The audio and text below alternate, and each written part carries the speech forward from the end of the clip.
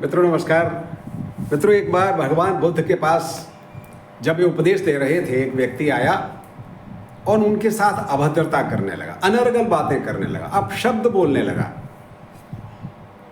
भगवान बुद्ध उसकी बात को बड़े धैर्य के साथ शांत भाव से सुनते रहे और अंत में वह व्यक्ति जब सभा समाप्त हुई तो उठकर चला गया। भगवान बुद्ध अपने स्थान पर चले गए।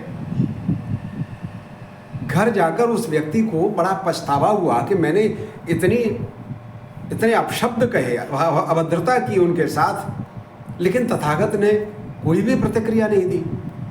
वो ग्लानि से भर उठा और अगले दिन भगवान बुद्ध के पास आया और क्षमा याचना करने लगा कि भंते, मैंने आपका इतना अपमान किया और आपने कुछ भी, कोई क्रोध नहीं किया, कुछ नहीं किया।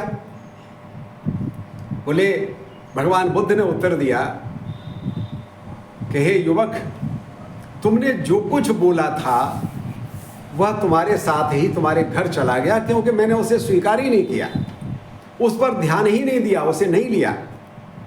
तुमने जो भी कहा किया उसे तुम्हारी आत्मा कलुषित हुई, मुझ पर कोई प्रभाव नहीं पड़ा उसका। इसलिए जब भी हम कोई कुकर्म करते हैं, अपशब्द बोलते हैं, तो हम अपनी आत्मा के दोषी अपराधी होते हैं, किसी दूसरे के नहीं। वह बात भगवान बुद्ध की उस युवक के हृदय में उतर गई और उसके बाद उसका जीवन को सही दिशा मिल गई।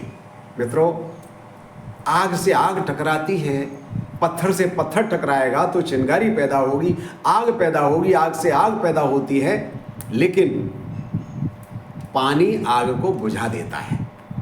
थोड़ी देर की शांति, थोड़ी देर का संयम और धैर्य सामने वाले को परास्त कर देता है।